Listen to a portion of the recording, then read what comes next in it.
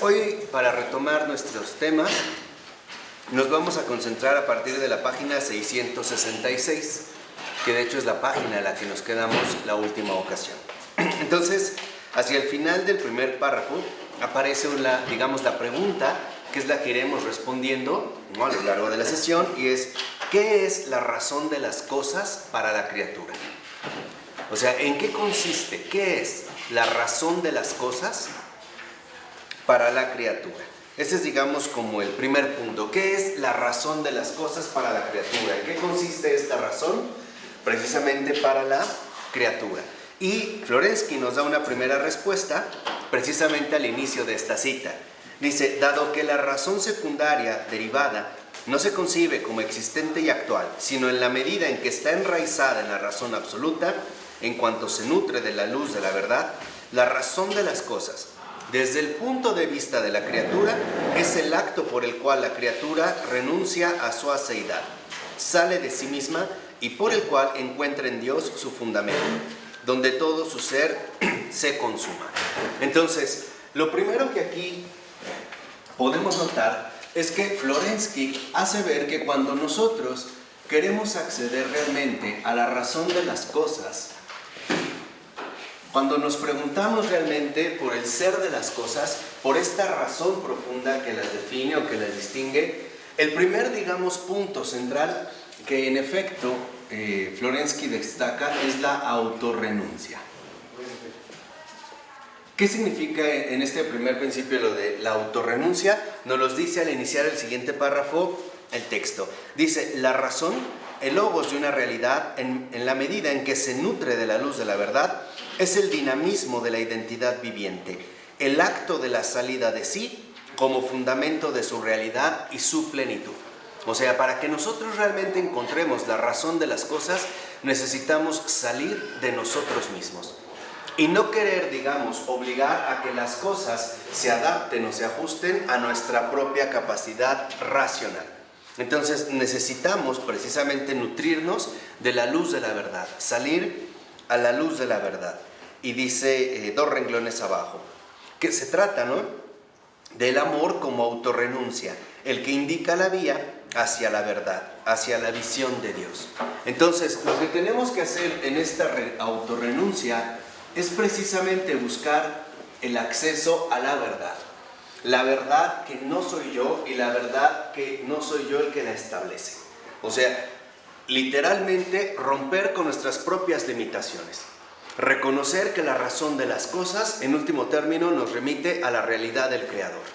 Y por lo tanto, no puedo yo, de alguna manera, querer mantener las cosas limitadas a mi propia capacidad de conocimiento, incluso a mi propia capacidad de comprensión.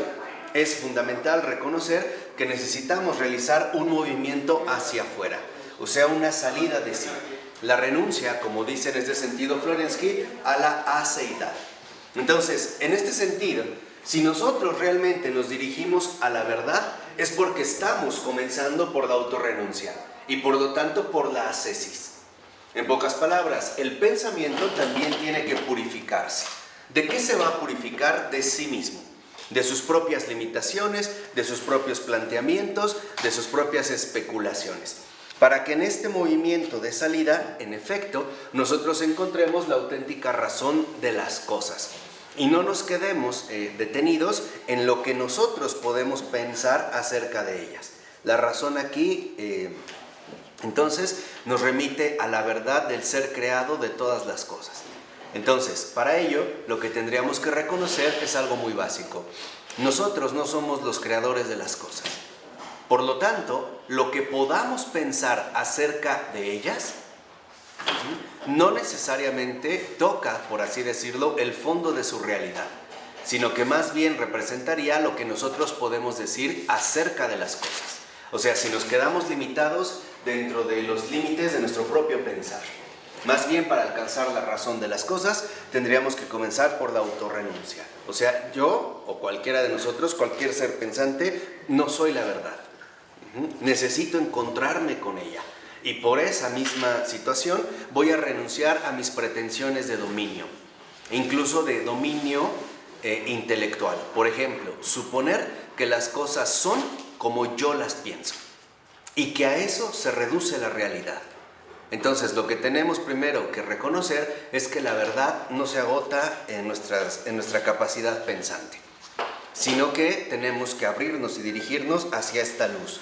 Dice en la siguiente cita Florensky: ahora, desde el punto de vista del ser divino, la razón de una cosa es la representación absoluta de lo relativo, o sea, la idea que tiene Dios de una cosa particular. El acto por el cual Dios, por medio de una humillación indecible, autokénesis de su cualidad infinita y absoluta, con el contenido divino de su pensamiento divino, tiene la bondad de pensar lo finito y lo limitado.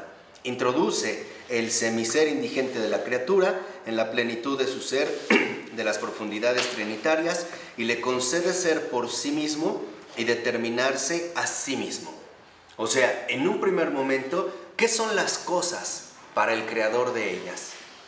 Para empezar, son creaciones de Él, que Él por su bondad se digna determinarlas en sí mismas, o sea, como algo real y existente. ¿Por qué habla de esta autohumillación? Porque en la omnipotencia, digamos, en la infinitud de Dios, se digna contemplar la finitud de lo creado. Quiere decir que entonces las cosas son un acto de creación, pero un acto de creación finito. Es como decirlo, Dios se digna mirar lo que es menor que Él, que no estaría obligado a realizarlo. ¿Por qué? Por su propia condición divina. Entonces, en este sentido, Él es condescendiente, ¿no? Condescendiente con la criatura, porque en su bondad la mira en su realidad finita. Y dice ahí mismo el propio Florensky, es decir, que pone a la criatura como en pie de igualdad con Él mismo. O sea, finalmente en este sentido, Dios por un gesto de bondad se digna contemplar lo que es menos que Él, lo creado, lo finito. Y por este acto, Dios entonces lo coloca como si estuviera en pie de igualdad con Él, ¿no? Lo mira en ese sentido, ya no de arriba abajo, sino de frente, ¿no? De tú a tú. Y dice, por ello, dice Florensky, desde el punto de vista de Dios, la razón de lo creado es el amor humillado de Dios hacia lo creado. Entonces, esta autorrenuncia que nos conduce a la contemplación de la verdad, entonces también nos hace percibir el amor humillado de Dios.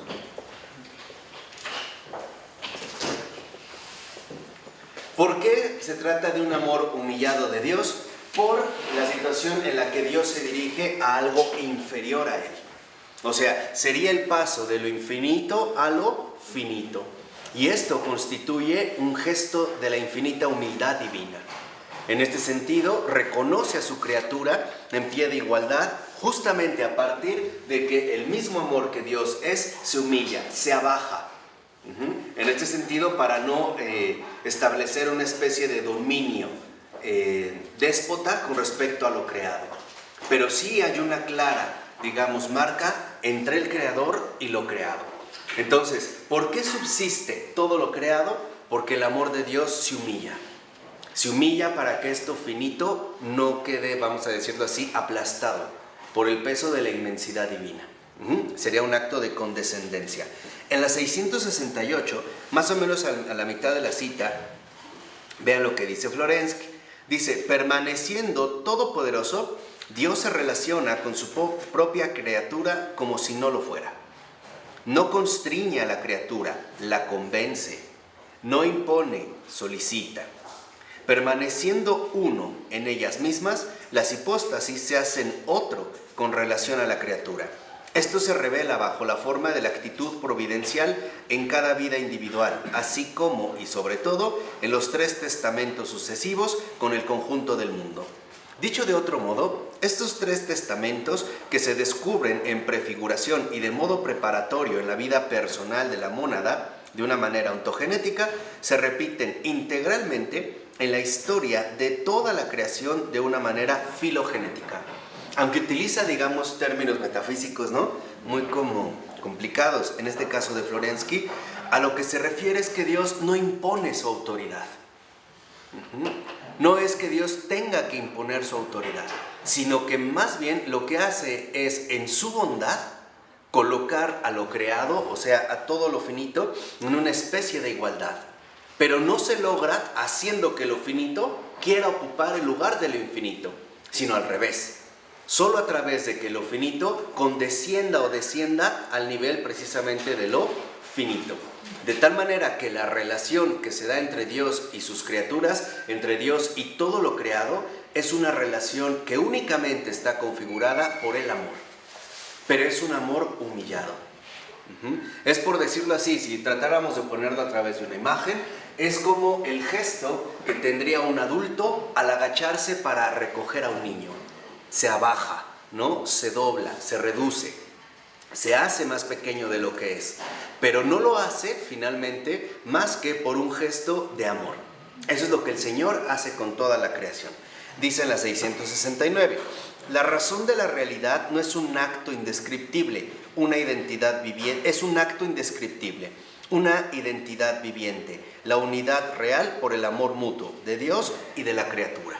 Entonces, ¿qué es lo que produce este abajamiento de Dios? El amor mutuo, la correspondencia entre Dios y la criatura. Y esto va a configurar precisamente una identidad viviente. Eso es lo que nos aporta el amor humillado de Dios, una identidad viviente. O sea, que no se trata en este sentido de una mera identidad falsa, sino que en realidad le da esta fuerza. Por eso 2 renglones abajo dice el texto, se trata de una percepción religiosa de la unidad concreta de Dios con la creación y por tanto de la unidad religiosa de la misma creación. Entonces aquí lo que en efecto percibe Florensky y nos transmite es la unidad religiosa de la misma creación. ¿Qué quiere decir? Que aquí lo que nos ha explicado Florensky es la unidad religiosa de lo creado. Religiosa.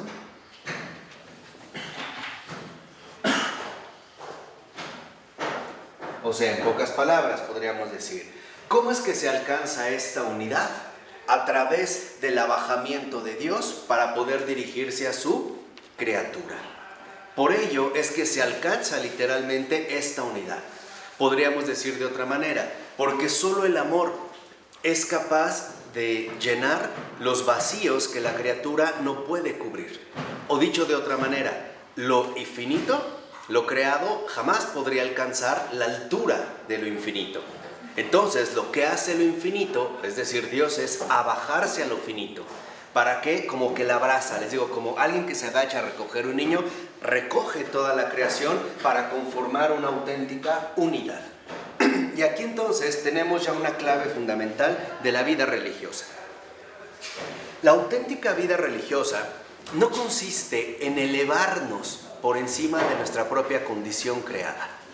O sea, la verdadera, en este caso, vida religiosa, más bien, consiste precisamente en consentir el abajamiento divino. No se trata de que nos elevemos a Dios, se trata de que lo recibamos en su abajamiento. ¿Qué significa esto? Que a veces nosotros transitamos más bien por caminos equivocados, queriendo elevarnos por encima de lo que en realidad somos. Lo que debemos hacer, y este es de hecho el desafío para la criatura humana, es consentir el infinito amor de Dios que se abaja finalmente o se dirige hacia la criatura. Entonces, a nosotros en este sentido, para alcanzar esta auténtica unidad religiosa o para unirnos a Dios, necesitamos recibir y por lo tanto consentir en este amor. Porque si no, nuestra vida religiosa podría empezar a verse desviada, de maneras sutiles, pero finalmente erróneas. O sea, suponer que necesito hacer méritos o llevar a cabo muchas cosas como para ser digno, vamos a decirlo así, de presentarme ante Dios. No es así. La verdadera unidad religiosa solo se acepta consintiendo el amor de Dios. Pero esto tiene 2 fases. La primera es reconocer mi finitud. Y en sentido ontológico, en sentido más radical, esto solo es posible si contemplo a la luz de la verdad mi total y absoluta miseria. No hay otro paso, No hay otro paso. Cuando este paso se ha dado, o sea, cuando realmente yo he contemplado y he aceptado mi real y absoluta miseria, el segundo paso es consentir el amor infinito de Dios que me rescata, en último término, de esta condición miserable para elevarme con Él a una situación de igualdad, que es lo que a veces en realidad no permitimos. O por decirlo de otra manera, ¿por qué a veces no alcanzamos a llevar a cabo, encarnar la unidad con Dios? Porque somos lo suficientemente arrogantes como para no aceptar que lo mayor se haga menor por mí. En otras palabras, por falta de humildad. Por eso, la persona que solo se queda en un aspecto puede decir, es que yo no soy digno de recibirlo. Y es verdad, pero esa no es toda la verdad. Porque no solo es que no soy digno para recibirlo, es contemplar también que Dios se abaja para que yo lo reciba. Y este es el gesto que debemos de contemplar. Dicho de otra manera, la vida religiosa solamente se vive a partir de la unión de estos dos extremos, la miseria y la misericordia. Por eso, por ejemplo, para San Bernardo la cosa estaba clarísima. Consentir significa ser salvado. Eso es todo, no hay más. O sea, consentir a este amor. Confiar plenamente en que este amor supera cualquier miseria, incluida la mía, por supuesto. Entonces, es finalmente apertura a ser rescatado, a ser levantado de mi condición miserable. ¿Por qué? Porque por mis propias fuerzas jamás lo voy a alcanzar. Y dos, si no se lo permito a Dios, nadie más lo puede hacer. Al contrario, lo único que va a ocurrir es que yo me siga hundiendo finalmente en mi propia precariedad, ¿no? En lugar de elevarme, me hundo todavía más. En la 670, en esta nota larga, más o menos unos 7 renglones de que ha iniciado, dice Florensky. Todas las cosas son percibidas como estando interior y orgánicamente ligadas, como estando soldadas entre sí por el libre acto de la renuncia a sí mismo, como siendo un ser íntimamente uno e integral. Brevemente, se presentan todas como un ser pluriúnico. ¿Qué quiere decir? Que la creación entera es una unidad, pero es una unidad que solo se alcanza por la renuncia a sí mismo. Y esto es lo que nos lleva precisamente a la unidad religiosa de lo creado, o sea, la autorrenuncia. Por ejemplo, en un bosque, ningún árbol quiere destacar por encima del otro. Más bien configuran un mismo paisaje. Las hojas renuncian a llevarse toda la atención, renuncian así finalmente para que el todo se manifieste. Lo mismo, por ejemplo, podemos ver en el caso de la música. Si escuchamos una melodía, por ejemplo, una orquesta, una sinfonía, no vemos que haya precisamente un instrumento el que destaque. Claro que si es un concierto para piano, habrá momentos donde el piano tiene que destacar, pero en realidad la orquesta en general no renuncia a su propio protagonismo para que se manifieste la unidad total. En este caso podríamos decir la melodía. Tan es así que cuando en estos casos musicales un solo instrumento falla, va a perjudicar a todo lo demás.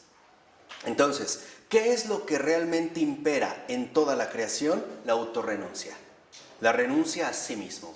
¿Para qué? Para que se pueda percibir en efecto y de manera clara, de manera nítida, toda la realidad conjunta de lo creado.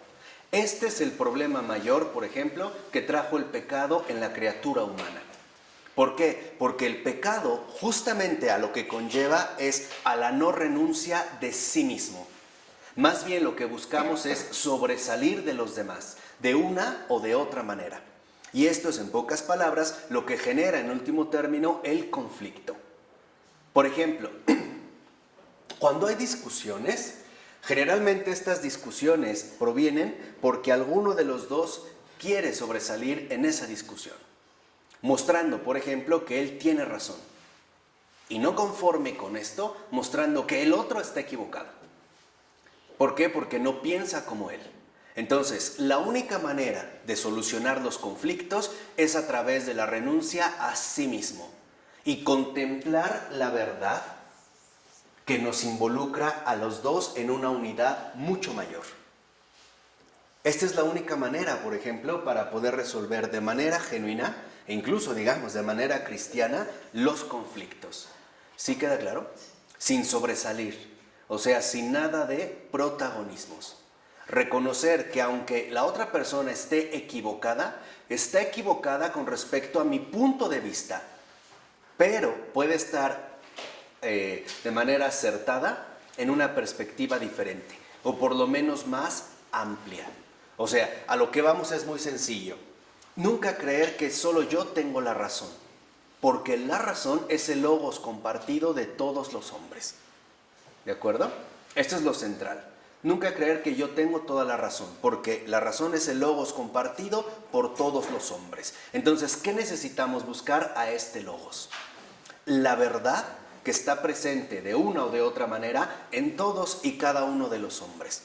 Y por vías, en este caso, diferentes o distintas. ¿De acuerdo? Ese es precisamente el primer paso, ¿no? Para alcanzar la razón de las cosas. Entonces, ¿qué es lo que se ha puesto en juego aquí? Precisamente la unidad religiosa de todo lo creado. Entonces, ¿cómo podemos alcanzar la unidad? ¿Cómo podemos alcanzar la verdadera unidad? A través de la renuncia a sí mismo.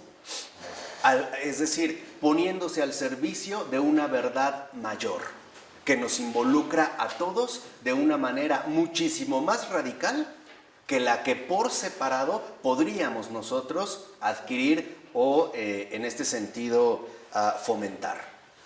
Por ejemplo, en el caso de las relaciones humanas, amistad, noviazgos, matrimonios, etc., solamente pueden tener como base también la renuncia a sí mismos, para ponerse al servicio de esta verdad mayor que a través de todos se irá manifestando e irá adquiriendo cada vez más una forma concreta.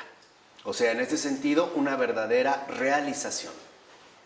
En este sentido, en la unidad no tienen cabida los intereses individuales. Por ponerlo en términos más modernos, en base a uno de los padecimientos de nuestra cultura, lo que atenta directamente contra la esencia de la verdad es el individualismo. Es el pretender acaparar una verdad, que solo es una, a una mera perspectiva o a un punto de vista enteramente aislado.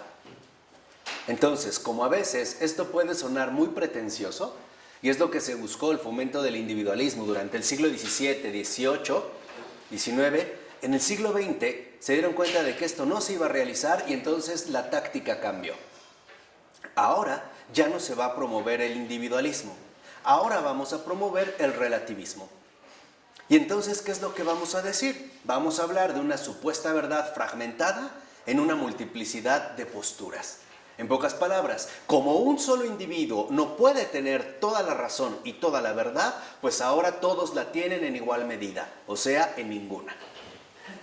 Esta fue la táctica que se utilizó en la cultura en el paso del 19 al 20, el paso del individualismo precisamente al relativismo. Pero si lo vemos, ambas posturas, ya sea el individualismo, ya sea el relativismo, justo lo que tienen en la mira es la ruptura de la unidad. Y la razón es muy simple, porque el Espíritu Santo, el Espíritu Divino, el Espíritu Santo que es Dios, justo lo que siempre hace es unir. Y aquí es donde vemos cómo nuestra cultura se mueve más bien por caminos distintos, por caminos que desunen. Ya vimos cómo incluso la verdad es capaz de reunir cuestiones antinómicas, ¿no? Cuestiones tan opuestas que dentro de una visión más integral encuentran su respectivo lugar. O sea, adquieren realmente la posición que les corresponde, pero a la luz de una visión muchísimo más amplia, no restrictiva. Y en esto, dicho sea de paso, consiste el corazón profundo de la catolicidad. Porque la catolicidad no es más que la apertura a la universalidad de la propia verdad. Eso es católico. Lo vuelvo a repetir porque esto es bien importante. La catolicidad no es más que la apertura a la auténtica universalidad de la verdad. Esa es la catolicidad. Sin padecer alergias restrictivas. Por ejemplo, decir esto no. Nos quedamos solo con una parte. No, el espíritu católico, el auténtico espíritu católico, el espíritu de la catolicidad, no es más que esta apertura a la auténtica y profunda universalidad de la propia verdad, que la verdad en este sentido nos va transmitiendo. Ya lo veremos al rato con von Balthasar. Veremos cómo va precisamente en esta dirección. Bueno, entonces, en la 671, aquí vemos precisamente esta unidad de lo creado, cómo es que Dios la va llevando a cabo. Lo dicen al iniciar la segunda cita. El amor de Dios que fluye en este ser. Tal es el acto creador por el cual éste recibe, en primer lugar, la vida. Después, la unidad. Finalmente, el ser. Entonces, fíjense, en este acto creador, ¿qué es lo primero que se recibe? La vida, como una cosa viviente, no muerta. Y la razón es muy sencilla, porque cualquier cosa creada viene del Dios vivo y verdadero. Dios no hace cosas muertas, para Él todo vive. Entonces, esto es lo primero. Lo primero que da en este acto creador el Señor es la vida. Después, la unidad, la integración en todo, dentro de todo lo creado. Después, el ser. ¿Por qué hasta el último viene el ser? Porque el ser es aquello que va a confirmar a cada cosa como lo que es. Aquello que precisamente le va a dar su estatus de algo creado de manera concreta, de manera, vamos a decirlo así, particular, no individual, sino particular. Le va a dar un ser que en este sentido la define, en este acto creador. Y dice, siendo no un hecho, sino un acto, la unidad es la derivada mística de la vida, mientras que el ser es la derivada de la unidad. ¿Dónde está? En la 671, en la segunda cita. O sea, la unidad es la derivada mística de la vida, mientras que el ser es la derivada de la unidad. Entonces, en este acto creador, lo que vemos que en efecto primero se otorga, o Dios otorga, es la vida. La vida no es más que la convocatoria misma a la existencia. Esa es la vida. Esta convocatoria misma a la existencia en cuanto tal, en su radicalidad concreta. De hecho, no es casual que un filósofo católico contemporáneo como Michel Henry haya dedicado toda su fenomenología a la vida. De hecho, él la llama así una fenomenología radical de la vida, o bien fenomenología material, que ya en su momento hablaremos de ello. Pero lo primero que está dado es la vida. Es el sí de Dios a la criatura. Lo primero que le da es la vida. ¿Por qué? Porque lo esencial en Dios es la vida. Lo primero que Él da es la vida, que es la esencia misma de la existencia. Después, la unidad, la integración en toda su creación. Y finalmente, el ser. El ser lo que va a hacer es distinguir cada criatura, pero a la luz de la unidad de lo creado. En este caso, a la luz de la unidad de la vida divina. ¿De acuerdo? Sé que a lo mejor hemos subido un poco el tono, pero el propio Florensky así nos lleva, porque nos está llevando a la médula de su metafísica, ¿no? Estamos tratando de hacer de la unidad de todo lo creado. Entonces, lo primero, por ejemplo, que nosotros decimos de manera equivocada es, Dios me dio el ser. No es así. Lo primero que me dio es la vida. Después, la integración en la unidad. Me dio la unidad, la comunión con todo lo creado. Y finalmente, me hizo ser de esta manera en particular. Al último. Lo primero era lo más general, la vida. Después la integración en el orden de lo creado. Al final, mi realidad concreta y particular. Diferenciada de todo lo demás, pero finalmente integrada en una misma unidad. ¿De acuerdo? Por eso, 2 renglones abajo dice el texto, cada mónada es uno solo, ¿no? Cada cosa aislada no existe, sin embargo, más que en la medida en que admite el amor divino, porque es por Él, en Dios, por lo que vivimos, por lo que nos movemos y por lo que somos. O sea, cita Hechos 17:28. ¿Qué quiere decir? Que en este sentido, solo admitiendo el amor divino es que alcanzaremos la auténtica existencia. ¿Y por qué? Porque ya lo habíamos explicado en varias ocasiones, porque existir se deriva del éxtasis, salir de uno mismo. De tal manera que si uno se queda atrapado o encerrado en sí mismo, no existe, se destruye, se anula, porque no se abre a la realidad de la propia vida. Y por lo tanto, lo opuesto directamente a la vida en términos subjetivos es la aseidad, el apego a sí mismo. Entonces, el apego a sí mismo no es más que la muerte. Solo la apertura es lo que nos libraría precisamente de esta trampa mortal. Bueno, en esta misma página, al iniciar el otro aspecto de la Sofía, 4 renglones abajo, para poder contemplar esto, ¿no? Florensky va a hablar de la Sofía, o sea, de la sabiduría. Y dice a partir del 4º renglón: la sabiduría de Dios es la gran raíz del conjunto de lo creado. Y, bueno, menciona la carta a los Romanos 8:22. O sea, la creación integral y no solamente toda la creación, por la cual éste se sumerge en la vida intratrinitaria y por la cual recibe la vida eterna de la fuente única de la vida. Entonces, ¿por qué en este acto creador se da este orden? Primero la vida, después la unidad, al último el ser, por la sabiduría misma de Dios. O sea, cada cosa creada no es más que partícipe de esta misma sabiduría divina. Es Dios quien finalmente, ¿no?, la ha colocado al llevarla a la creación precisamente en un plano de la sabiduría. Y en este sentido, a lo que nos va a dirigir precisamente la sabiduría es al amor creador de Dios. Entonces, ¿qué es lo que logra todo esto? La razón de las cosas, el amor de Dios. Y esta es la sabiduría. Cuando el Señor nos dijo que, ¿no?, desde sus caminos no son mis caminos, precisamente a lo que se refiere es que nuestra postura es totalmente inversa a la sabiduría divina. ¿Por qué? Porque el Señor, por ejemplo, primero lo dijimos, esta va a ser a manera de esquema, nada más para que vean el contraste, ¿no? El Señor primero da la vida, después da la unidad, finalmente da el ser. Nosotros más bien queremos transitar de manera inversa. Lo primero que afirmamos es nuestro ser. O sea, decimos yo soy. Me quedo atrapado en el yo. Al quedarme atrapado, de inmediato, de manera inevitable, rompo con la ¿qué?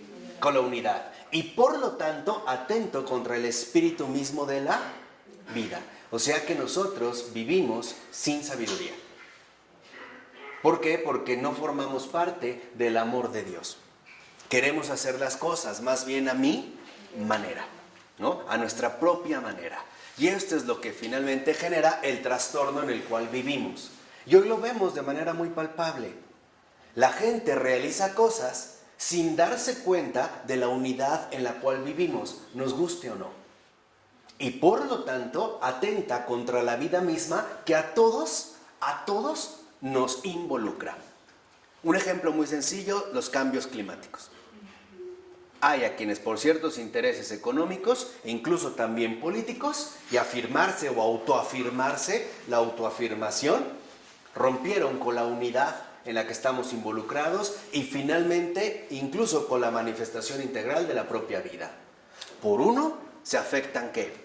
Muchos. Entonces, lo que vemos aquí inverso es que el ser sería una especie de autoafirmación.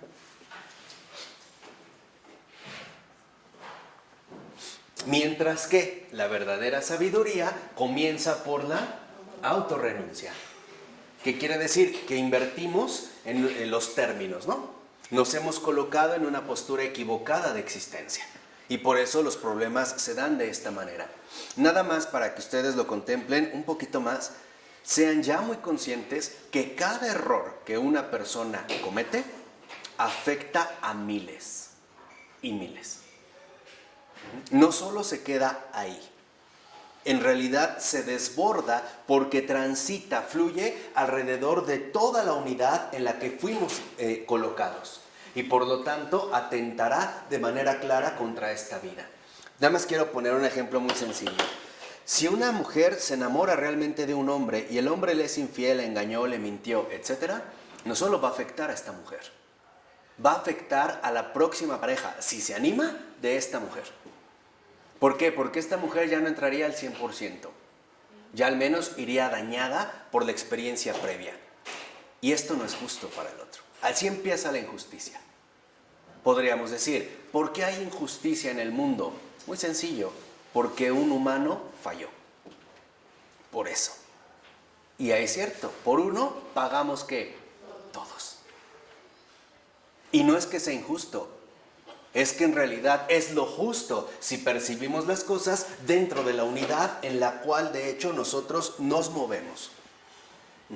Así que yo como una vez les comenté, cuando seamos llamados ante la verdad, al encuentro final con Jesucristo, tendremos que dar cuenta de un montón de gente que ni siquiera conocimos, pero afectamos y perjudicamos. Es como una sinfonía. Si yo me desentono, lo que voy a hacer es terminar afectando ¿a quiénes? A todos. Por eso es muy serio tomar en cuenta, la dimensión profunda del error. No solo es que tú te equivocas, es que muchos salen perjudicados, muchísimos. ¿Ahora queda claro?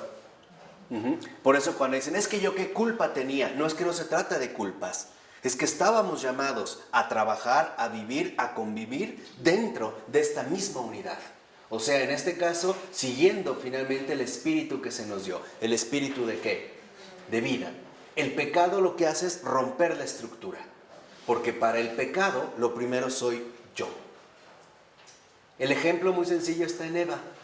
Eva come, ella comió, y después, justamente para romper la unidad y crear una pseudo unidad, se jala a Adán. Y los dos caen. Pero ya no caen en la vida. Ahora, ¿hacia dónde han caído? A la muerte. En el pecado la unidad no existe. No. Por eso les decía, es una como pseudo-unidad. Claro. Finalmente es una como pseudo-unidad. Soy y es mi vida. Sí. Yo estoy aislado de todos los demás. Que de hecho esa es la mentalidad moderna. Y acabando este texto vamos a entender cómo llegamos a esto. Es nuestro siguiente curso. ¿Cómo llegamos, en pocas palabras, a atentar contra la verdad misma de nuestra realidad creada? ¿Cómo? Nada más adelantándoles brevemente, a través de la invención de la autonomía. Y vamos a ver quiénes estuvieron detrás de todo esto. Y veremos que viene desde el siglo XVII, siglo XVIII, siglo XIX y siglo XX. Entonces, no es una cosa que se dio de un día para otro, sino entender en qué momento nosotros nos alejamos de manera drástica. Por ello, entonces, Florensky dice en la 672, a partir del segundo renglón, que se trata, en definitiva, del corazón, del núcleo espiritual de la creación como realidad integral. Del mismo modo que la persona tiene su centro en el corazón, la persona total, o sea, el mundo como criatura, posee también un centro viviente, capaz, decía Florensky, ¿no?, en la carta anterior, de responder al amor. Entonces, en pocas palabras, ¿qué es lo que se espera de lo creado? Que responda a la iniciativa divina.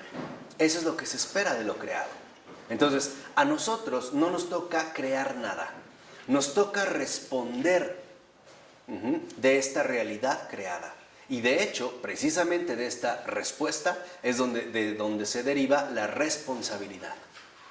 En pocas palabras, uno de los puntos centrales que todos tendremos que responder en algún momento es de esta unidad. ¿Realmente viviste para esta unidad? ¿O más bien te empeñaste en destruirla? Acuérdense, hay una disyuntiva, en serio, todos lo vamos a afrontar, todos.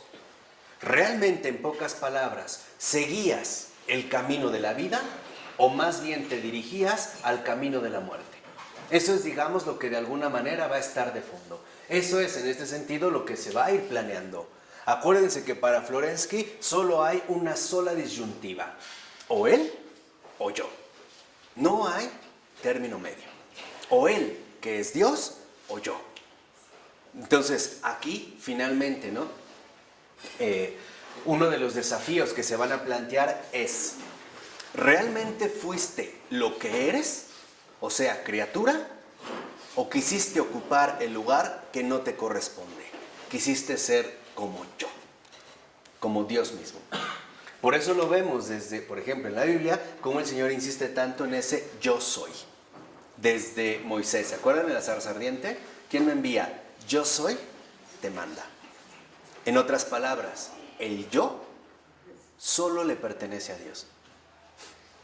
Solo a Él. Por eso les decía, en este desafío, lo que el Señor nos va a decir es, o quisiste ser yo, no como yo, ser yo. Por eso es fundamental que nosotros sí nos tomemos muy en serio esta cuestión de la autorrenuncia. Porque solo a través de la renuncia se conserva y se fomenta precisamente la unidad. Cuando no se lleva a cabo la renuncia y más bien optamos por la autoafirmación, lo único que va a traer como resultado esta autoafirmación es la división. Y por lo tanto el conflicto. Y por lo tanto la lucha. Y por lo tanto la muerte. El pecado siempre divide. E incluso a nosotros mismos. Acuérdense de este pasaje tan impresionante que nos dijo Florensky, ¿no? Cuando Jesús interroga para que veamos de qué se trata al endemoniado y le dice, ¿quién eres? Le responde, soy legión. O sea, soy muchos. Muchos porque estamos completamente fragmentados. Fragmentados porque solamente nos damos a partir de la ¿qué? De la división. Entonces, ¿qué significa esto? Que estamos llamados a trascender la seidad, el sí mismo. A reconocer finalmente que debemos colocarnos en el orden mismo de lo creado, o sea, en la unidad religiosa que de hecho la configura y la sostiene. Por ello va a decir en último término, al iniciar la otra cita a partir del tercer renglón, que el todo no existe verdaderamente más que en la medida en que entra en comunión con la divinidad amor, del ser y de la verdad. En pocas palabras, ¿cuál es la esencia de nuestro ser? La comunión. Y la comunión solo es posible a través de la autorrenuncia. Eso es lo que somos. Podríamos decir, ¿qué somos? Comunión, comunidad, o sea, una común unidad. Eso es lo que somos. De tal manera que entonces, si siguiéramos estos pasos y fuéramos en sentido más radical, podríamos decir que el que no forma parte de esta unidad no es, porque está atentando contra su esencia misma, que es precisamente comunión. Entonces, la base finalmente del amor de Dios y la sabiduría en su autorrenuncia es comunión, o sea, común, porque de ahí se derivó unión. ¿Cómo se logra la comunión? Renunciando a sí mismo. Por eso en el matrimonio hay una indicación muy concreta. ¿Aceptas a? Es lo mismo que renuncias a ti. Esa es la apuesta. Acuérdense, no hay opción, es una disyuntiva radical. O él o yo. No hay términos medios, No lo hay. O él o yo. Entonces, nuestra propia razón de ser no es más que la comunión, o sea, la común unión. Y por lo tanto, estamos llamados a perseverar en lo que somos, o sea, en la unidad misma que nos configura y que nos conserva. Solo así. De tal manera que entonces los tres aspectos que atentan de manera directa contra nuestra esencia son, primero, el egoísmo. Segunda, la individualidad. Y tercera, la división. En ese orden. El egoísmo, que nos hace ciegos para contemplar la verdad, quedamos enceguecidos en nosotros mismos. La individualidad, que le da la espalda a todo lo demás y se quiere encerrar en sí misma. Y la división, que en último término no es más que el resultado de este primer paso equivocado, el egoísmo. Hoy vivimos una cultura del egoísmo, en muchos sentidos. Ya veremos por qué, ya veremos cómo es que se fue dando. Pero aquí precisamente lo que les decía es, precisamente lo que tenemos que recuperar es la integridad de nuestro ser. O sea, la comunión, la común unión. Cuando esto no se da, entonces literalmente estamos en el error. Estamos hundidos en las tinieblas del error. Y por lo tanto, estamos ya en las fauces de la muerte. Ya hemos sido atragantados por las fauces de la muerte. ¿Y cómo se ve? Precisamente a través de la mayor presencia que adquiere de manera decisiva justo la división. Entonces, acuérdense, en síntesis, la única manera para alcanzar la comunión es a través de la autorrenuncia. Y esto no es más que permanecer fieles a la verdad de lo que somos. A la verdad de lo que somos. ¿Qué somos? Unidad. No somos muchos, somos todos. Por eso acuérdense, el desafío final del católico, el propósito de su corazón es muy sencillo, pero muy exigente. O todos o nadie. Para el católico no está la opción de yo me salvo. Para el católico está en juego o el cielo o el infierno, pero para todos. O todos o nadie. Por eso vemos que también, ¿cuál es la voluntad del Padre? Que todos los hombres se salven. Todos. Todos. Y la única manera en la que vamos a poder contribuir a esta voluntad del Padre es a través de la autorrenuncia y recuperando nuestra verdadera esencia, la comunión. O sea, fidelidad a la unidad. Esta es la comunión. Fidelidad a la unidad.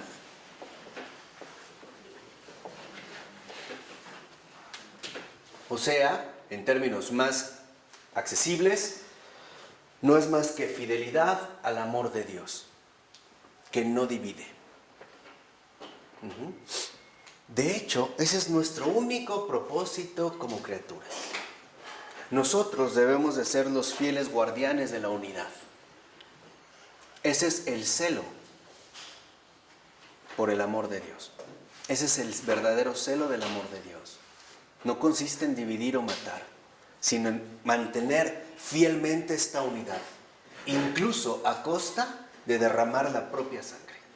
No podemos pretender aspirar a ser lo que no somos. No, lo único que tengo que hacer es consentir, recibir la verdad que transfigura todas las cosas. O sea, que yo no soy el protagonista en este mundo. Yo no soy más que un representante de este creador del mundo. Eso es lo único, esa es la perfección espiritual. De hecho, la perfección espiritual no consiste en rezar mucho, tener éxtasis, bilocaciones, nada de eso. Esos son adornos, se pueden tener o no tener, no son el centro. El verdadero, digamos, la auténtica vida espiritual consiste en la recepción del amor divino. Esa es la vida espiritual perfecta. Porque para contestar, cuando tú te abres, todo se te dará. Eso tiene que ser bien claro. ¿Sí? Esta es la sabiduría. Entonces, ¿qué necesitamos? Fíjense, habíamos dicho ya, habíamos puesto aquí el nombre de los tres enemigos fundamentales, ¿no? De nuestros momentos. El egoísmo, la individualidad y la división. ¿Cómo se contrarrestan? ¿O cuáles, digamos, serían los aspectos divinos que aquí intervienen? Primera, la autorrenuncia, que es justamente la única capaz de vencer al egoísmo. No es sencillo, pero por eso es una ascética. Es un trabajo de purificación, la autorrenuncia. Y en lugar de la individualidad, la comunidad. Fomentar siempre la comunidad. Y en lugar de la división, más bien la recepción del espíritu que todo lo unifica. Esto es, digamos, lo fundamental. Porque a veces pudiera ser que pensamos equivocadamente que si me esfuerzo mucho, avanzo mucho. No es así. Debemos de tener claro algo. Sin Dios no podemos absolutamente nada. Y el propio Jesús nos lo dijo. Sin mí no pueden nada. No dijo mucho o poco o casi nada. Dijo nada. Entonces, aquí es donde vemos un aspecto fundamental de la vida espiritual. La esencia de la vida espiritual, o sea, la esencia de la santidad, no está en el poder, está en el querer. Es un simple acto de voluntad. Es decirle a Dios, quiero, como María. Por eso María es la jefa de jefas. Por eso después de Dios no hay criatura que esté por encima de María. Por eso ella es reina de los ángeles, de los santos, de los mártires, de los patriarcas, de todos. Porque en María se condensa perfectamente bien la perfección de la vida espiritual, de la santidad. Es un simple acto de la voluntad. Es decirle a Dios, sí, quiero. ¿Cómo? No sé. ¿Cuándo? No sé. Pero quiero. Por ello no es casual que el gran San Rafael Arnaiz dijera, todo consiste en saber esperar. Recibir y esperar. ¿Ah? Esa es su espiritualidad. Todo consiste en saber esperar. ¿Qué quiere decir? Dejar que Dios obre. Y que obre como Él quiere y cuando Él lo quiere. Esta es la esencia de la santidad. Por eso hoy en día nos hemos desviado tanto de este camino. Porque hemos invertido los términos y suponemos que mientras más me esfuerce, mejor voy a ser. Mentira. Este es un camino falso. Más bien la santidad no es más que una absoluta pasividad. Una recepción completa de la presencia de Dios en mi vida. Y por lo tanto en el mundo entero. Ahora entendemos por qué cuando un corazón humano se abre a la presencia de Dios, o sea, un santo, beneficia al mundo entero. O sea, a esta verdadera ¿qué?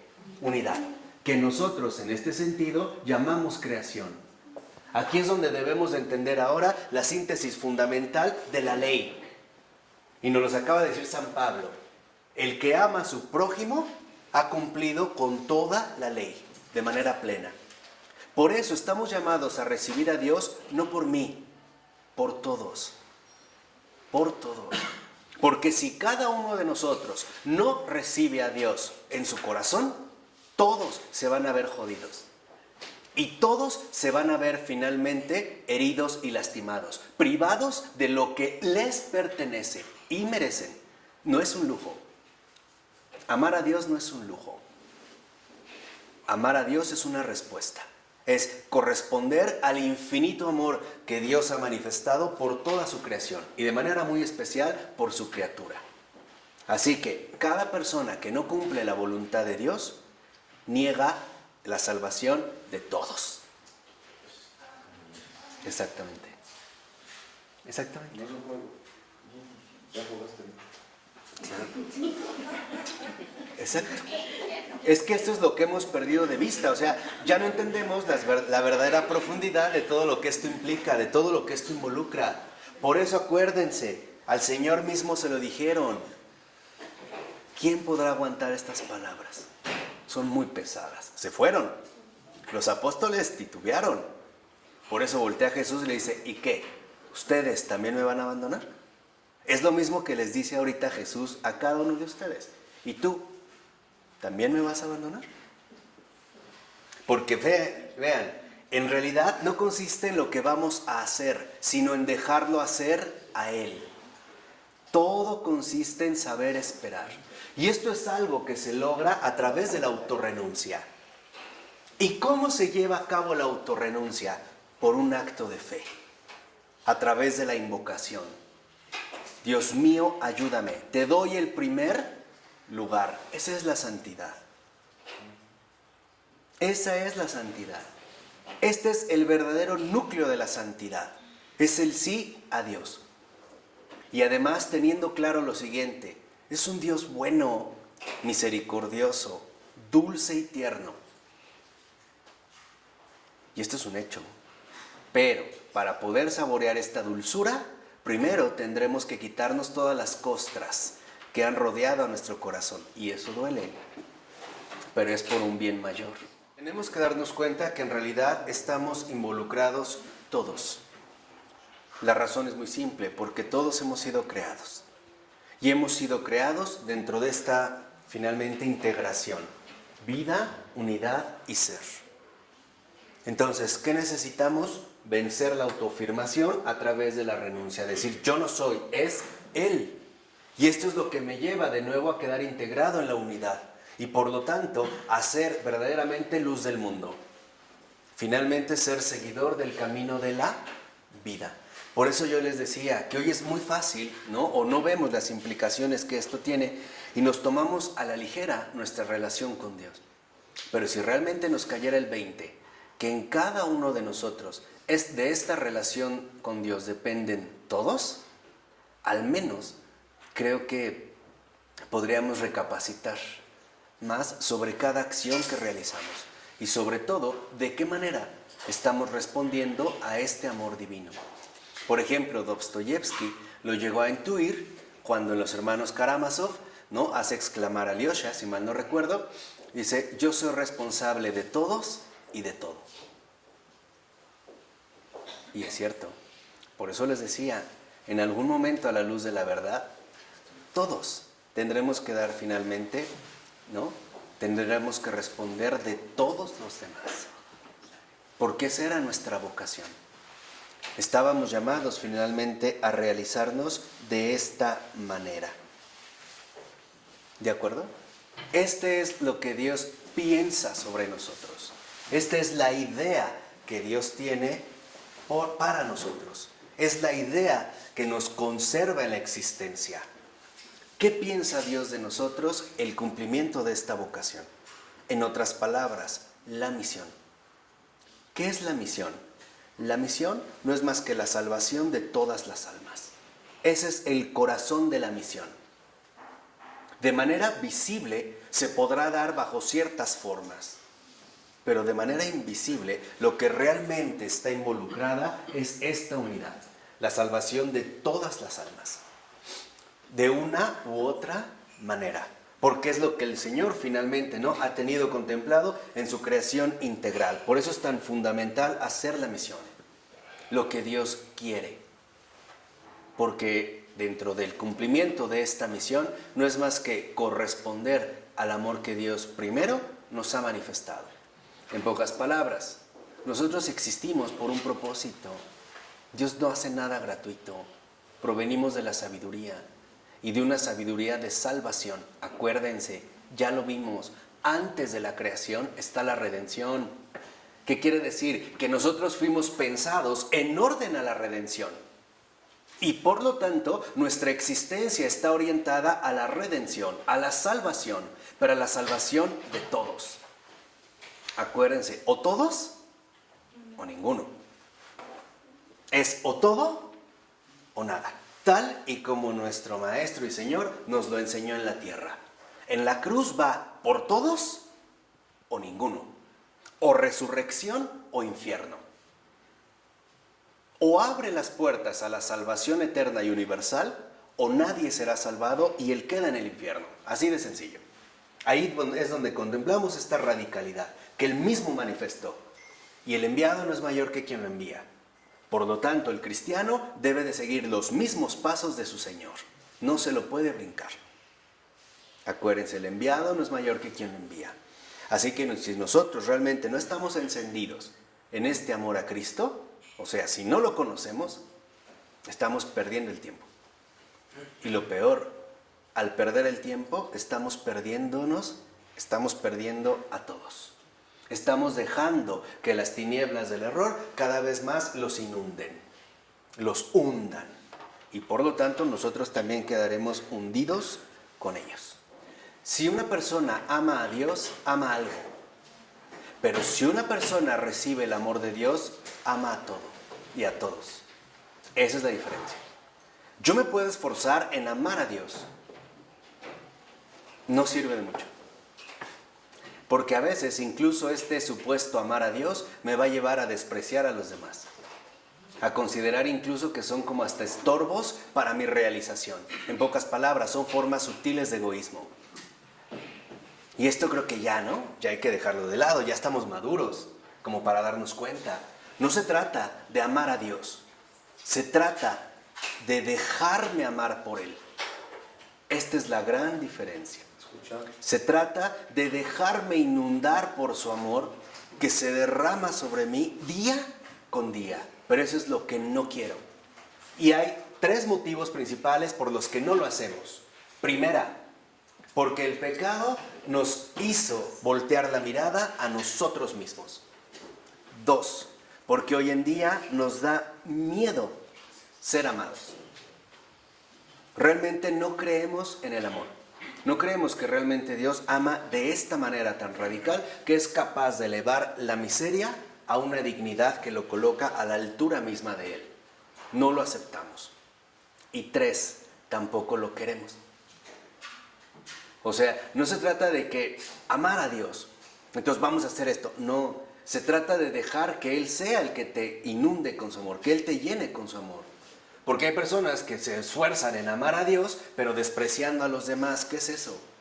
Por eso San Juan lo dijo, el que dice amar a Dios, pero odia a su prójimo, miente. Ahí es tajante, ¿eh? ¿Cómo amó Abraham a Dios? Dejándose precisamente, escucharlo, recibiéndolo, la iniciativa que Dios tiene y dejándose llevar por Él. Manteniéndose finalmente, en este sentido, en una auténtica postura de fe.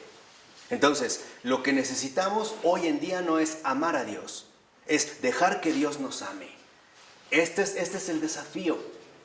Por eso le decía a Teresa de Calcuta, por ejemplo, tengo sed de almas, tengo sed de que reciban mi misericordia, de que vean cuál es mi infinito amor por cualquier alma pecadora.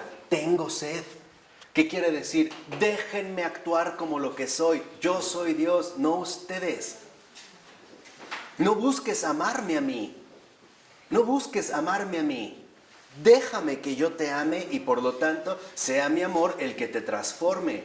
Se lo dijo a Santa Faustina Kowalska, no necesitas cambiar para venir a mí, es mi amor el que te va a hacer cambiar. La pregunta es, ¿lo recibes o no? ¿O sigues aferrado en tu propia autoafirmación y por lo tanto fomentando la ¿qué? La división. Por eso aquí vemos como en pocas palabras y en términos generales solo hay 2 bandos. El bando de la comunión y el bando de la división. Así de sencillo. Ah, no, era de fuera, ¿verdad? Sí, o sea, o realmente estamos siendo partícipes de la comunión, o aún peor y sin darnos cuenta, no somos más que propagadores de la división. Y les decía, y tarde o temprano nos vamos a llevar sorpresas enormes, ¿eh? Y acuérdense, el Señor le dijo, no todo el que me diga Señor, Señor. Cuidado. Porque hoy vivimos como en una ceguera nefasta, ¿no? Las personas que tienen vocación, van a misa diaria, pero no tienen misión, ¿dónde caen aquí? No, están en la división. Siguen en la división. Y siguen en la división porque siguen finalmente aferrados a su propia autoafirmación. Esta es, digamos, lo que generaría o lo que va a producir, ¿no? La división, la ruptura, el conflicto o bien la ausencia. Entonces, ya lo que vemos es en la segunda cita de la 673, dice el libro, por consiguiente, existir significa ser pensado. Existir significa ser pensado, recordado en la memoria, o en fin, conocido por Dios. Entonces, ¿qué quiere decir esto? Que el sentido profundo de nuestra existencia no es más que el cumplimiento de nuestra misión creatural. En este sentido, podríamos decir, ser guardianes de la unidad, de todo lo creado. Ser finalmente custodios auténticos de la vida. Y podríamos decir en este sentido, ser los combatientes que se dirigen contra la división. Es decir, en este sentido, contra el error. Hacia allá es que en efecto se dirige nuestro propósito. Por eso Dios nos mantiene en su memoria. ¿Por qué? Porque ahora vemos algo espectacular. Dios sí espera algo de nosotros. Por eso seguimos existiendo. Dios todavía nos piensa para algo, espera algo, espera. Por eso se acuerda de nosotros, nos conserva en su memoria. Y por lo tanto, al conservarnos en su memoria, finalmente también nos conserva en la existencia. Por eso dice a continuación el texto: aquellos que Dios conoce tienen una realidad. Aquellos que Él no conoce no existen en el mundo espiritual, en el mundo de la realidad auténtica. Su ser es ilusorio.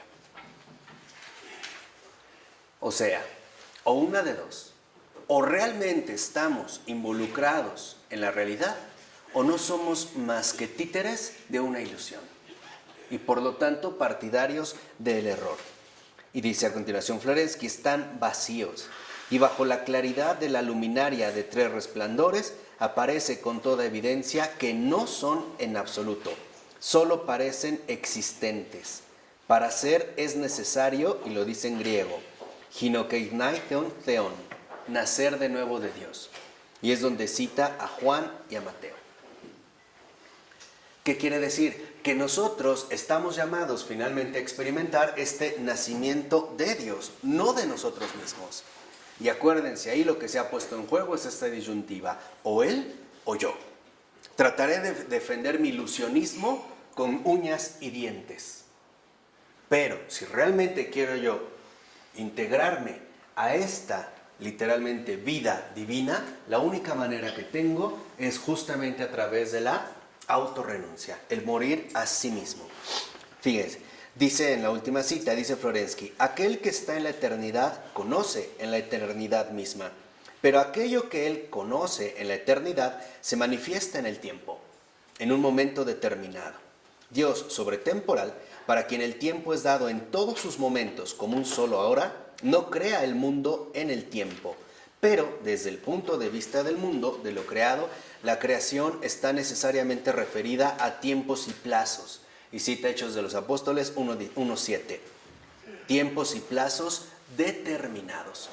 En pocas palabras, ¿por qué hay tiempo? Dios no crea en el tiempo, pero pone el tiempo en la creación para que nosotros podamos finalmente cumplir la misión que Él tiene pensada para cada uno de nosotros. Literalmente lo que dice es que, bueno, Dios no crea el mundo en el tiempo. ¿Por qué? Porque en el acto mismo de la creación no hay tiempo. No está regido por leyes que incluso lo tuvieran que someter a Él a un determinado tipo de actuación. Esto sería el demiurgo, por ejemplo, el demiurgo de Platón, que no es más que un dios ordenador que llega como a amasar la pasta de la pizza, pero que ya está la masa. Y entonces esto involucra tiempo. No, el acto mismo de la creación no se da en el tiempo, como acto mismo de creación. La creación requiere tiempo, esto sí, pero como acto de creación no está creada en el tiempo.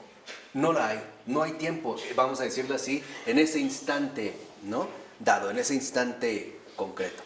A eso es a lo que se refiere. Bueno, finalmente, en la creación ya dada, se ordena, o su orden es un orden temporal. Pero el acto mismo de la creación no está dada en el tiempo. ¿Por qué? Porque en el momento de la creación está llamada o fue convocada a la vida. Después a la unidad, al último al ser. Hasta aquí apareció su realidad de ser, o sea, su ser temporal. Pero aquí no hay esta temporalidad y aquí tampoco.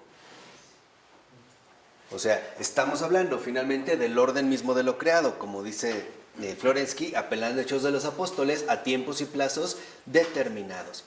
De tal manera que entonces, precisamente a lo que, digamos, se dirige es a reconocer que fuera de la memoria, lo dice al iniciar el otro párrafo en la 674, o sea, fuera del conocimiento divino, habita el no ser del infierno, aquello que se ha hecho impenetrable a la idea divina, o sea, a su voluntad configuradora.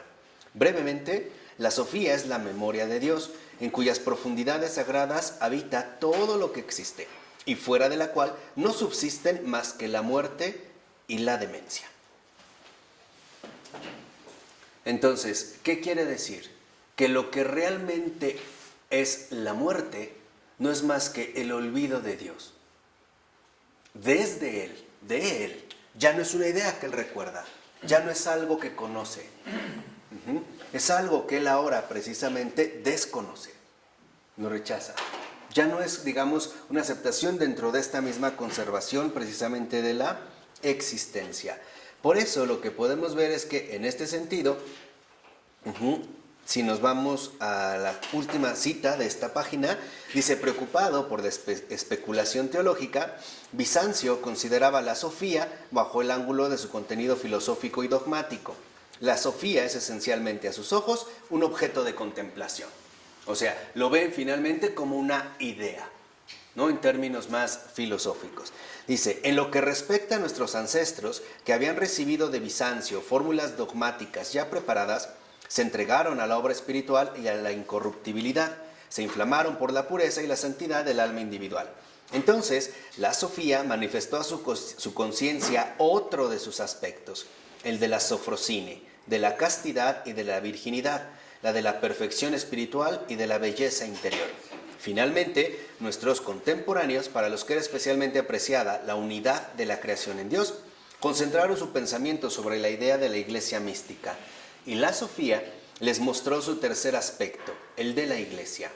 Teodoro Bujarev, Dostoyevsky, Soloviev, tales son los representantes de las tendencias que encuentran una expresión simbólica adecuada a sus propósitos en los iconos sofiánicos.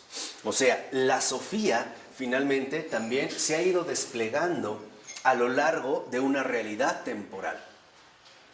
Y esta es, digamos, como una intuición fundamental que también va a compartir con John Henry Newman. La verdad para la criatura lleva tiempo, tanto para manifestarse como para asimilarse. No es algo que se logra de manera instantánea, se lleva finalmente tiempo. ¿Por qué? Porque esto es, digamos, coherente con nuestra propia realidad creada, es decir, en este sentido, temporal. Y la razón es simple: porque no somos eternos. Por eso necesitamos tiempo, ¿no? Para que las cosas se vayan en este sentido manifestando.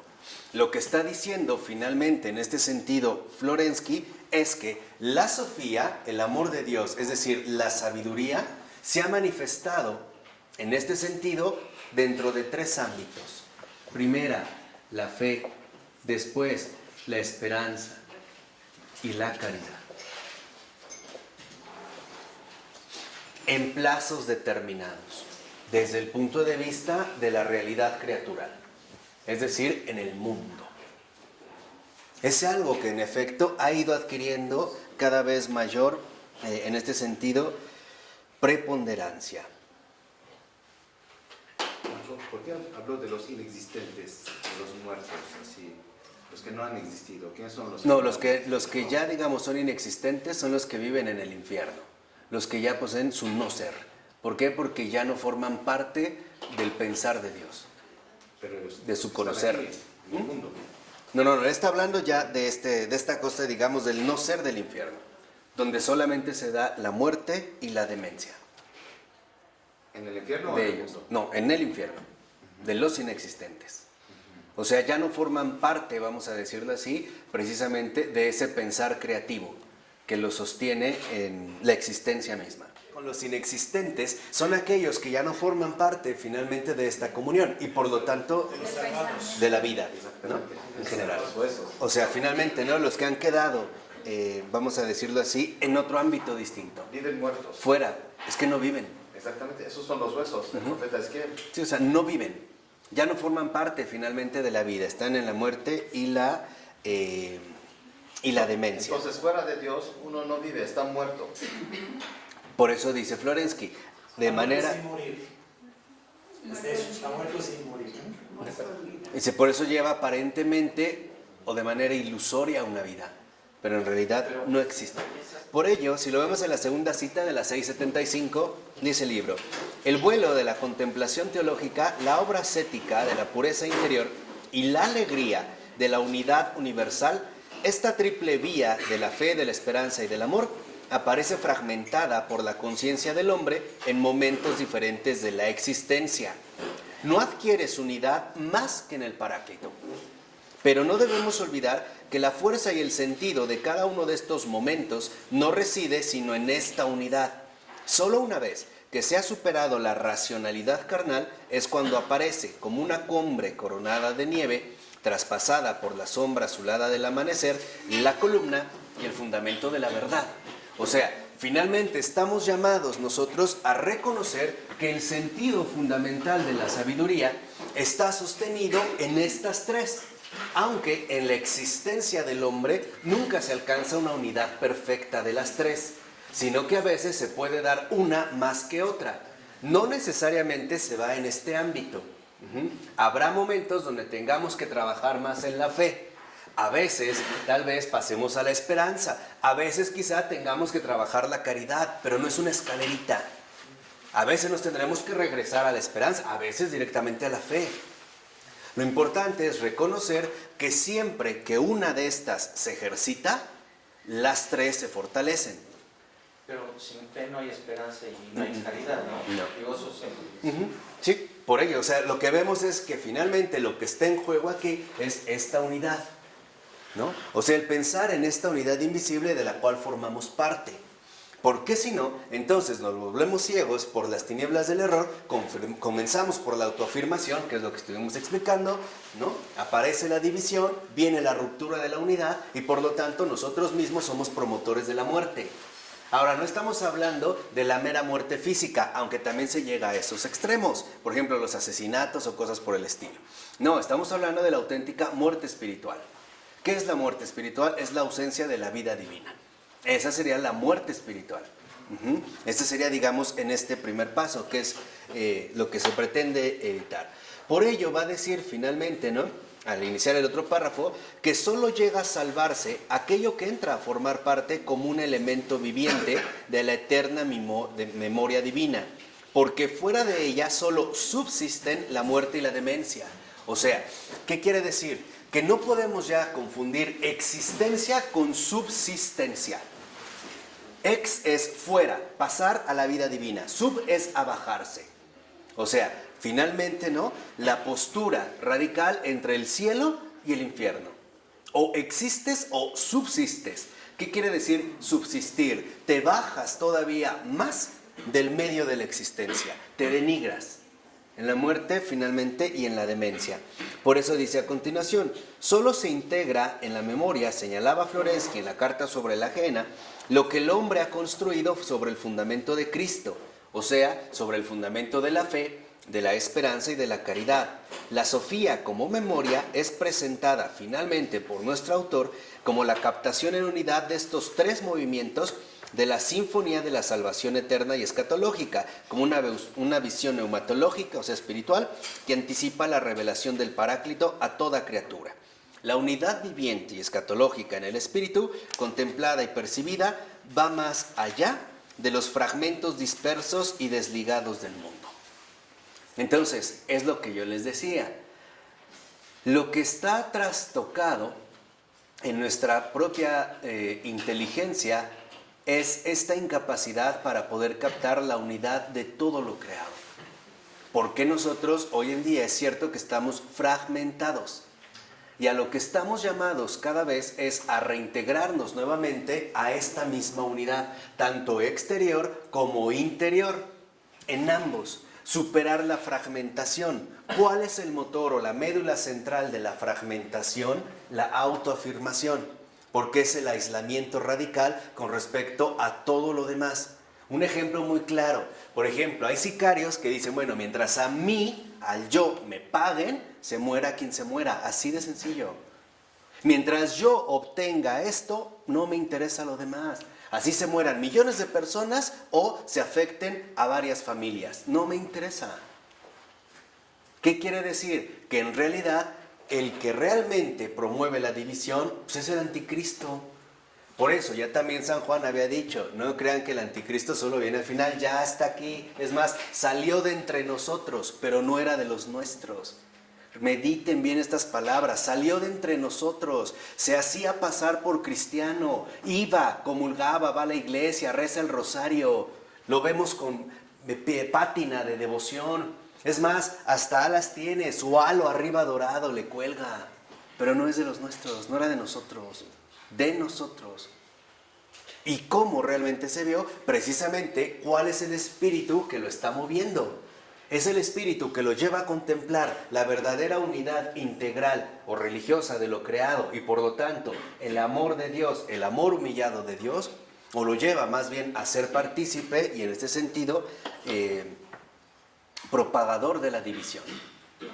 Esto es a lo que llama Florensky la realidad eclesial. O sea, finalmente estamos llamados a adquirir, y lo dice en la 676, en el último renglón de ese párrafo, esta es la racionalidad eclesial. O sea, la racionalidad verdaderamente católica que contempla la unidad de todo lo creado, bajo todas sus determinadas implicaciones, bajo sus lapsos, pero siempre contemplando una unidad integral, superior a la suma de las partes. ¿Por qué? Porque estamos hablando, en último término, de una realidad espiritual. No estamos hablando de cálculos matemáticos, no es como un pastel. Estamos hablando de una realidad espiritual, superior a nuestra propia capacidad de calcular, de percibir o incluso de describir o de explicar.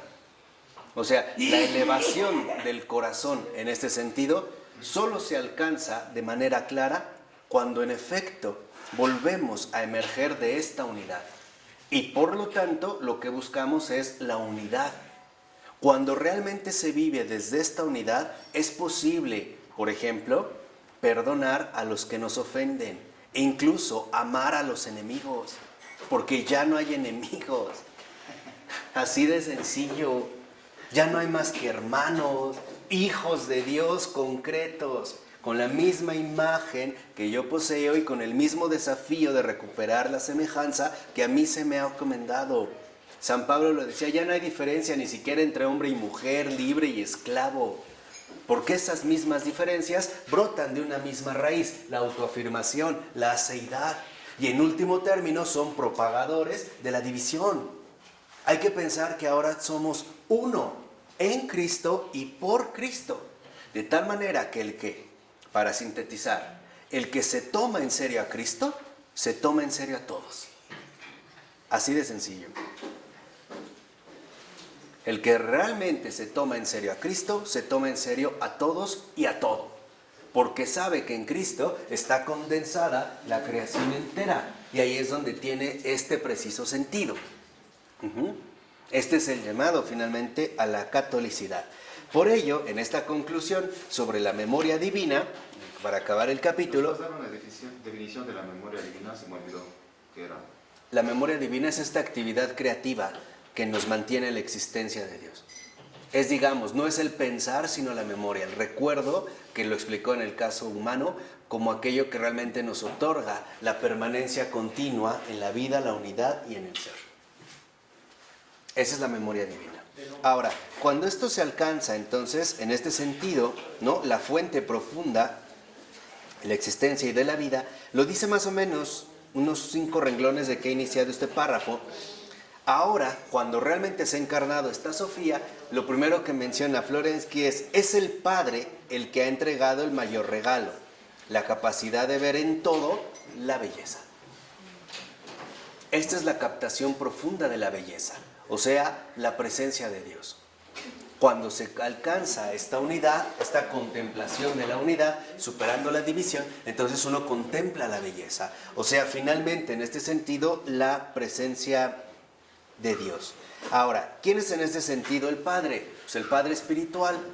Por eso dice, pero el Padre espiritual es solo testigo y mediación del Padre, que en Jesucristo ofrece el don de la vida nueva en el Espíritu. Esa es la visión sofiánica. O sea, aquí viene el otro aspecto central. Así como hablamos de la responsabilidad, aquí vemos otro de los atributos fundamentales de la vida cristiana, la paternidad espiritual. Estamos llamados a ser padres espirituales. ¿En qué sentido? En promover y ayudar a que los demás también alcancen esta visión sofiánica, la contemplación profunda del amor de Dios. Y por lo tanto, como aquí decía, ser solo testigos y mediación de este Padre. O sea, también estamos llamados finalmente a dar a luz estos hijos de la luz.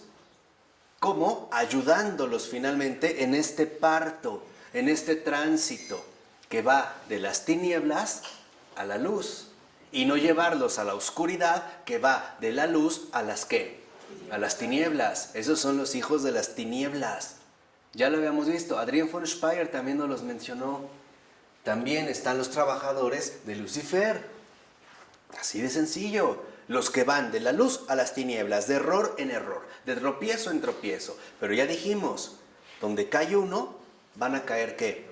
Muchos, miles, todos. Finalmente nos veremos afectados. Es como un lago. Si en un lago de agua cristalina yo dejo caer una piedra en el centro, esto genera ondas. Y estas ondas van a ser más intensas mientras más cercanas sean del impacto. Pero las ondas van a recorrer todo el lago, aunque al final no se vea. Entonces, por eso generalmente el maligno, y más en estos tiempos, busca atrapar en sus redes a líderes. Porque sabe que si se concentra en un líder y este líder cae, este solito arrastra a muchos. Así de sencillo. ¿Ha visto en este sentido de dimensión espiritual que donde uno cae, caen todos? Caen muchísimos. Y donde uno se eleva, también ¿qué? Se elevan muchos. Esta sería la paternidad. Por eso lo dice en la nota 125, que el sentido, dice Florensky, de la verdadera paternidad es por el contrario el dar la vida. O sea, estamos llamados a dar vida a los demás, a que se integren a esta vida. Dar a Cristo es dar la vida, es dar vida al otro. Eso es dar vida, es dar a Cristo. ¿Ah? Claro, pues estas son las exigencias fundamentales, las necesidades profundas de la iglesia contemporánea. Dar a Cristo, no dar la muerte, no dar la división. Dar a Cristo en esta plenitud de vida. Este es el sentido de la verdadera paternidad. Y dice, significa ofrecer a otro el espacio para que sea el mismo, en la libertad. O sea, ¿qué estamos llamados a realizar hoy en día? La liberación de las almas de las tinieblas del error. De ahí, pero ¿cómo puede un ciego guiar a otro ciego? ¿Cómo puede alguien llevarnos al amor de Dios si está atrapado en su autoafirmación, en su propio ser? ¿Cómo puede? En realidad no es más que un partidario de la muerte, y lo peor, ni siquiera él lo sabe para quién ha trabajado. Pero al final, en el momento de la confrontación con la verdad, algo sí les puedo asegurar: el maligno le va a decir, este es mío, este trabajó para mí. Ahí están los frutos. Y a ver con qué cara responden. Pero un pecador sí puede ayudar a otro pecador. Claro. Pero estamos hablando aquí ya, digamos, de esta dimensión espiritual. O sea, estamos llamados a dar vida, o sea, a dar a Cristo al otro. Yo soy el camino, la verdad y la vida. En este mismo tránsito, dice Florensky, padre e hijo, independientemente del sexo y de la edad física de las personas en cuestión, son, en el campo espiritual, metáforas que expresan una relación. Ahora bien, dado que la misma imagen Padre-Hijo es aplicada también a las personas divinas de la Santa Trinidad, es claro lo que aquí se pone en juego. En sentido absoluto, esta experiencia de convertirse en persona se realiza únicamente en el encuentro con el tú de Dios, que nosotros, gracias al Hijo, podemos llamar en el Espíritu Santo también Abba, Padre. Por eso, aunque en el Evangelio se diga, a nadie llaméis Padre sobre la tierra, porque uno solo es vuestro Padre, el del cielo, y cita Mateo 23, 9, dice Florensky, la tradición cristiana, no obstante tal advertencia, ha atribuido muy pronto a determinadas personas el nombre de Padre. O sea, a pesar de la advertencia, dice, muy pronto la tradición cristiana atribuyó esta denominación de Padre. Dice, esto puede significar solamente que aquella paternidad espiritual es, por así decir, el medio terreno a través del cual se puede experimentar la paternidad celeste de Dios. Lo vimos al inicio y espero que no se hayan perdido. Dijimos, ¿qué es lo primero que el creador de todas las cosas da? Vida. ¿Qué estamos llamados a darle a los demás primero? Vida. Eso es lo primero que estamos llamados a darles. Vida. Y la manera de reintegrarlos a esta vida es su reencuentro con Cristo. Hoy en día, la labor fundamental del católico consiste en quitar la multitud de escombros, escoria y mierda que se ha interpuesto entre el alma y Dios. Así de sencillo. Esa es la labor. Y no es una labor grata, pero es una labor urgente. Pero eso está perdidísimo. ¿Cuál? El comentar eso. Bueno, pues ya Benedicto XVI nos lo dijo, ser cooperadores de la verdad. Si uno lo ve realmente desde el plano, veremos que en este sentido, con Benedicto XVI se inició la gran limpieza de la creación entera, del alma del mundo. El primero que tomó la escoba fue él, y empezó a barrer, y a quitar esto, y esto no, y aquí hay basura, y aquí hay podredumbre, aquí huele a muerte, aquí hay mierda, aquí hay más mierda, aquí hay... Nada más que él es mucho más educado que yo. Pero en realidad eso es lo que empezó. Ahora, cuando uno se mete entre la mierda, uno se va a manchar. La pregunta es, ¿realmente estamos en el camino o estamos en el fariseísmo de que soy demasiado puro como para mezclarme con esas bajezas? En pocas palabras, dejar que los demás sigan caminando el tránsito que conduce a la muerte.